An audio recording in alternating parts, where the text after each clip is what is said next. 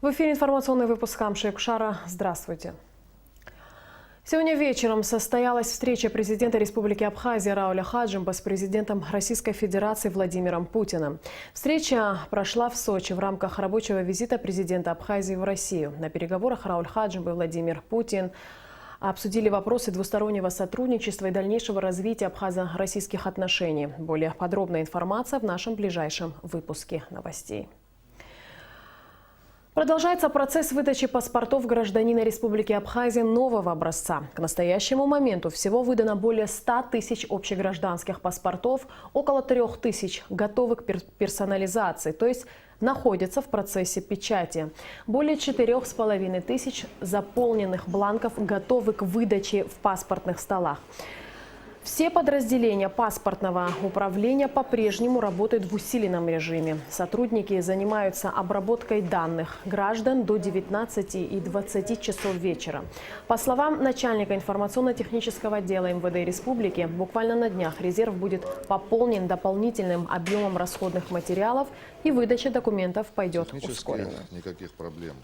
Технически никаких проблем с персонализацией паспортов на сегодняшний день нету. Если говорить о количестве бланков, постоянный резерв рассчитан на отпечатку около 16 тысяч бланков. То есть об остановке работы данного оборудования и паспортизации в целом речи быть не может. Паспорта печатаются, работа продолжается и не останавливалась. На местах в паспортных отделах прием документов может вестись без перерыва, без каких-либо нареканий, потому как на местах все расходные материалы, а это картриджи для принтеров и бумага для печати, в наличии есть. Абхазский государственный драматический театр и Абхазский государственный молодежный театр пришли к компромиссному решению вопросов, связанных с деятельностью двух театров. Сегодня в Министерстве культуры и охраны историко-культурного наследия был подписан договор между двумя театрами. Время проведения репетиций и показа спектаклей устанавливаются в соответствии с условиями договора. Показ спектаклей Государственного молодежного театра осуществляется в соответствии с утвержденным графиком репетиции и показа спектаклей 4 раза в месяц, 2 понедельника и 2 среды. Сегодня очень хороший день. Это день подписания контракта между Государственным Абхазским драматическим театром и Молодежным государственным театром. Это две юридические единицы. Вот здесь речь шла о юридическом взаимоотношении между двумя субъектами, да? И это надо было с правовой точки зрения решить все, потому что с момента создания молодежного театра, это уже 4 года, они выступали здесь, не имея никаких юридических оснований. Уточнили детали вот их пребывания. Это 2 дня понедельника и 2 среды в месяц. Дальше был вопрос 10 дней перед спектаклем, да, перед премьерой. Мы этот вопрос решили. Более того, мы дали, значит, полностью 1 месяц. Когда Абхазский театр уходит в отпуск, они весь месяц могут использовать помещение нашего театра. Я считаю, что это необходимо было сделать, потому что мы строим правовое государство, и все, что мы делаем, должно быть на основе права. Я очень рад, что и молодежный театр пришел к этому выводу. Так что очень красивое событие, я бы сказал, состоялось сегодня. Я желаю, естественно, молодежному театру процветания. В торгово-промышленной палате Абхазии состоялась встреча с делегацией из Сирийской Арабской Республики. Мероприятие было посвящено прошедшему в Абхазии 2-му международному туристическому форуму «Визит Абсн», в котором Сирия впервые приняла участие. В ходе встречи гостям были вручены дипломы участников форума, а также памятные подарки. Как отметила президент торгово-промышленной палаты Абхазии Тамила Мирцхулава, с Сирийской Арабской Республикой уже установлены прочные связи, и участие сирийской делегации в работе форума – доказательство того, что сотрудничество успешно развивается. Сегодня в Сухуми были найдены бесхозные боеприпасы. Как сообщает пресс-служба МЧС Абхазии, местный житель наткнулся на гранату и снаряд от гранатомета в районе Маяка. Недалеко от мусорных баков мужчина увидел боеприпасы и, чтобы обезопасить себя и окружающих, решил выбросить их в трубу. А после вызвал спасателей. Сотрудники МЧС выехали на место, изъяли боеприпасы из трубы и обезвредили их. В селе Бедия Тхорчалского района идет возведение 4 мостов, которые являются связующим звеном автодороги Тхорчал-Бедия, имеющей важное значение, поскольку соединяет Тхорчал с селами района. Мосты старые, они были построены во второй половине 20 века и за время эксплуатации пришли в негодность. Строительство мостов осуществляется при поддержке главы государства. Генеральным подрядчиком выступает государственная компания «Апснергылара». Как сообщает пресс-служба госкомпании, стоимость работ составляет около 9 миллионов рублей. Строительство началось чуть более месяца назад и должно быть завершено к концу ноября. Реконструкция этих мостов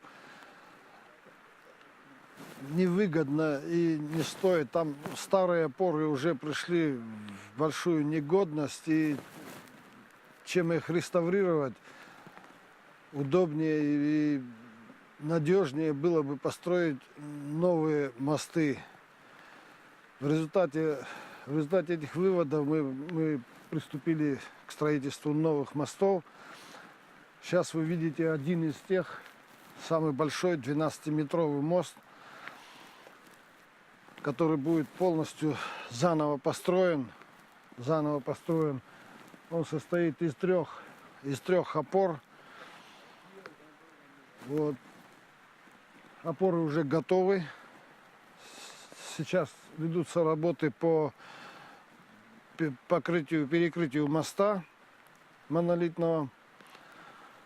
Планируем до конца месяца завершить эту работу на этом мосту. И параллельно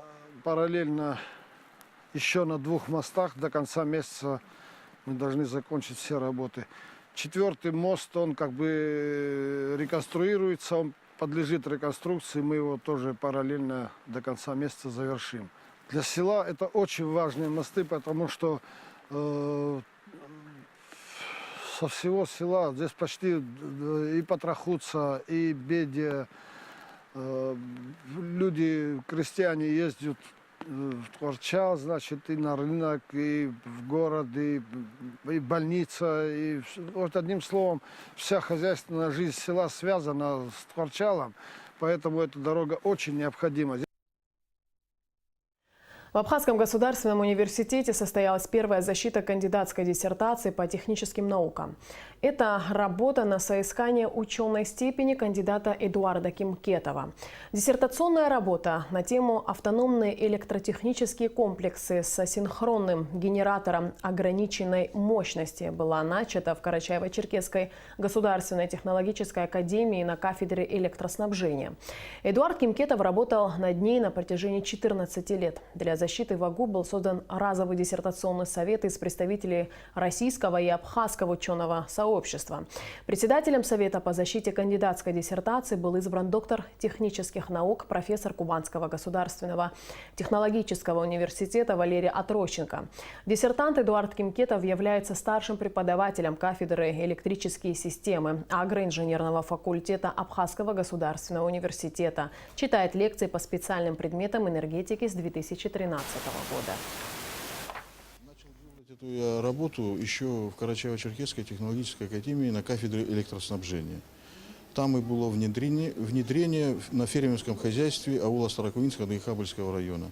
То есть микрогэс, на которой я создал диссертационную работу, работает и до сих пор. Остальную работу я еще и проводил даже в Абхазском государственном университете. Я очень благодарен ректору Олегу Алексеевичу, проректору Адлиба Джулете Янковне. Они очень значительно и сильно оказали помощь и всяческое содействие для того, чтобы я сумел довести работу до заключительной стадии, то есть до защиты. Диссертант был готов ко всем вопросам. Причем, что нужно отдать, важное очень, вопрос, который связан не только с теоретическими разработками, но данная диссертация была практически воплощена в одном из хозяйств, которое показало, да, что такие электростанции возможны, и их разработка может вестись в Абхазии. Мы с удовольствием поработали в вашем университете, и если будет такая необходимость и возможность, мы готовы работать и на постоянной основе. Но для этого, конечно, нужно провести большие организационные вопросы, которые связаны с взаимоотношением наших родственных государств, считаю, государства России и государства Абхазии. В Сухуме прошло заседание Федерации независимых профсоюзов Абхазии. На мероприятии присутствовали председатели профсоюзных комитетов различных организаций, члены Федерации профсоюза, депутат парламента Левон Галустян. На повестке дня несколько вопросов. Собравшиеся были ознакомлены с отчетом о проделанной работе за 2018 год. Помимо этого, обсуждались вопросы, касающиеся деятельности Фонда социального страхования Абхазии. Выступающие высказали ряд претензий к руководству Фонда социального страхования. В частности, отмечалось, что с 2015 года между двумя ведомствами не заключено ни одного договора, который касается оздоровления детей, соцработников и их семей. Кроме того, что в течение 3 лет не проводятся совместные детские праздники. Все эти вопросы требуют более детального обсуждения, отмечалось на заседании. В Республиканском реабилитационном центре для детей с ограниченными возможностями развития было организовано театрализованное представление. Детям показали отрывок из сказок «Красная шапочка», «Приключения крокодила Гены и Чебурашки» и другие. Вместе с актерами дети делали упражнения, подпевали, много смеялись, одним словом, развлекались. По словам специалистов, подобные мероприятия способствуют поднятию тонуса ребенка, улучшению состояния его здоровья и, конечно же, поднятию настроения. Развлекательные разные мероприятия для детей не с ограниченными, с обычными возможностями, а вот все-таки стесняются еще, пока такие дети, их родители, приводить детей на подобные мероприятия, где присутствуют, может быть, не совсем подготовленные к встрече с детьми с ограниченными возможностями дети. И поэтому для того, чтобы эти дети чувствовали себя более защищенными, нужными в нашем обществе, очень полезны вот такие мероприятия. Короткометражный фильм «Меня зовут Махаз» внесен в рекомендательный список экспертного совета Национальной академии кинематографических искусств и наук России за 2018 год в категорию «Лучший короткометражный фильм». Фильм «Меня зовут Махаз», снятый по новелле Михаила Лакарба молодым режиссером Инаром Нормания, ранее уже был удостоен главного приза фестиваля «Коник Фильм Фестивал» в Москве, специального приза на фестивале «Короче» в Калининграде и 2 наград на Сухумском кинофестивале.